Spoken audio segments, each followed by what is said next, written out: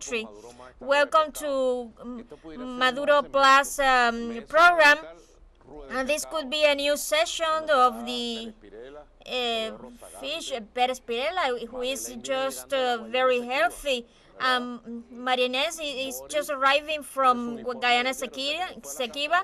Boris has the uniform of yesterday, so he didn't arrive to home.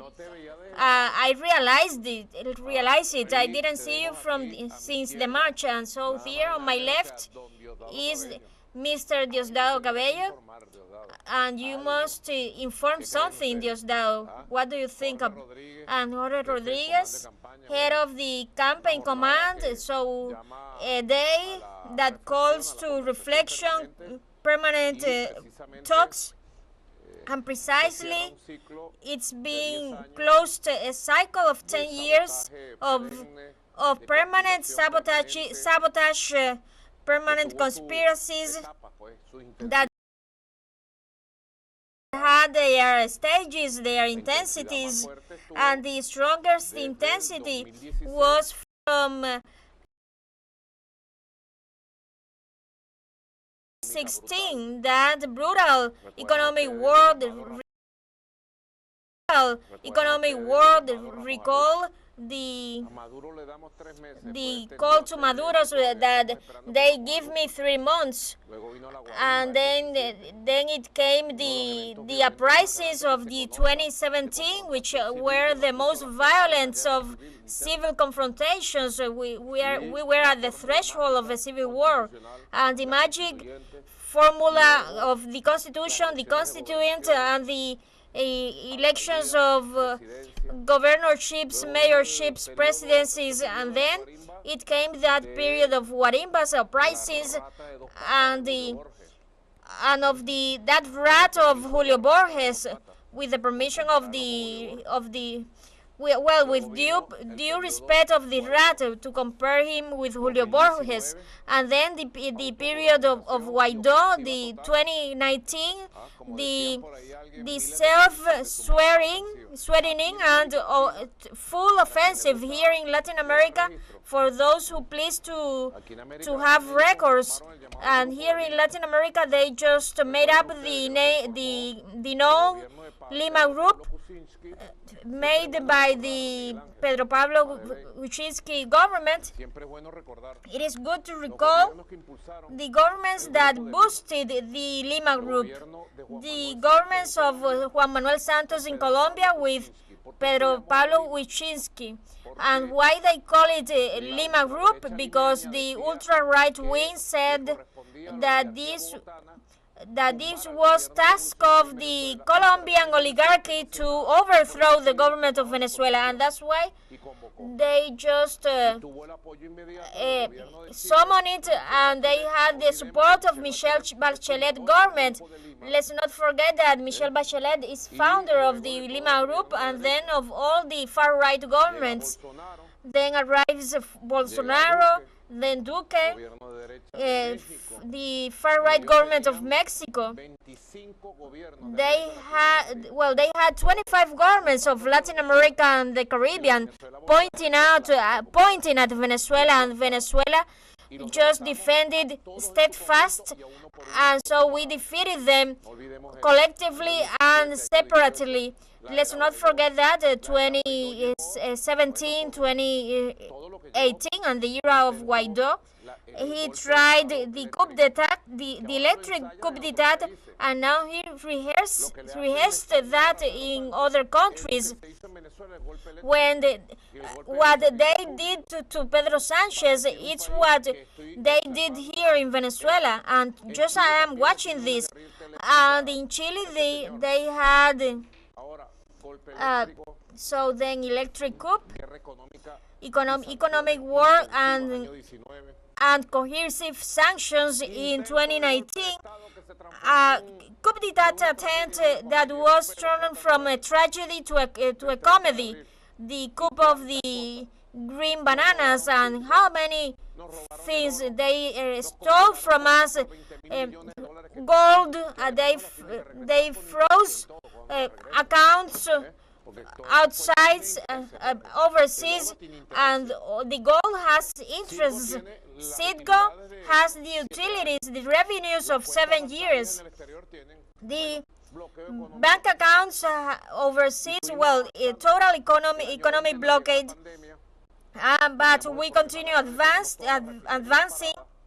We had a serious problem because we had all refineries stopped, and then they just kidnapped, they just stole from us 3 ships, and then we just fought back. We just strove, and we began to produce in the refineries, and then 2021 arrived, and we just acted in an exemplary way in the pandemic times, just just providing resources. And then in 2020-21, then were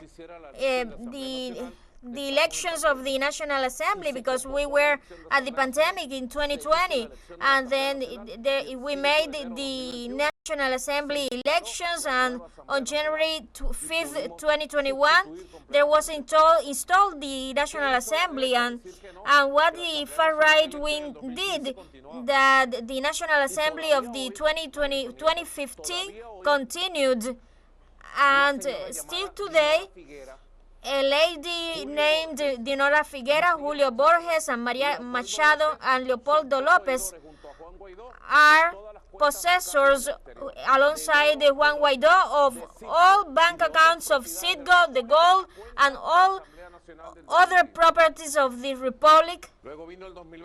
And then the 2021 arrived, and the election came, and the opposition participated in a more bloomish way, and so we've got 16 semesters of economic growth, of self-sustainment.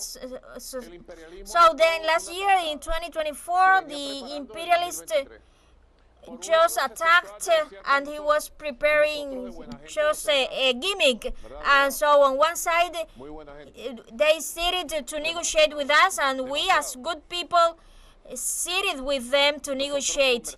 And we just talked in that table in Qatar with good faith. We signed 2 documents, and they didn't comply with anything, just the opposite. And so under the table, they just sponsored over $2 billion of a fascist action to hegemonize the opposition, to resume, and not, instead of trying to resume a viable project, peaceful project, and respectful project. No, they just delivered the control to the far-right wing of the Bolsonaro Duque Uribe, for them to commit arson on Venezuela. The target of them wasn't the elections, but use the electoral process to articulate a violent insurrectional force, and to burst out of violence, to come to have an excuse for international intervention. And then we go to the street side, tour all the streets, and we just mobilize the people, and then the rest is history. They tried to burn down the country, to burst out the country, and then the country was pacified, and then they pissed off, and then the country was developed, continued their development. And this year there were 54 political parties submitted to the elections, and there was the European Union lies when they issued a communique, because here there was more guarantees than in Europe. There wasn't a single incident, not even a slap to a candidate or a push. no, nothing about this.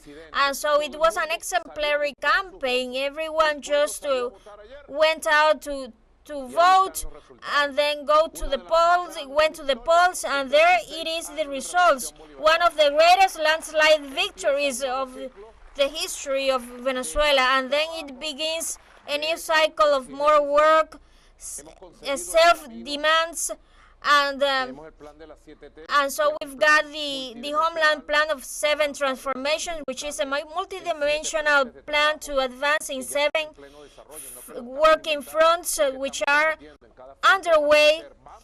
And in each front we will do as Dr. Pensamos of character of Ocelos. You can search it in YouTube. And there were the politicians of the past. So what do you think of doing about this country? Well, we think of investing, developing, and how much time you will require to do it. Well, we think of doing it, but we won't do it. It was a very peculiar character. Maybe Walter, who is from my generation, have seen it. Or maybe Alexandrero.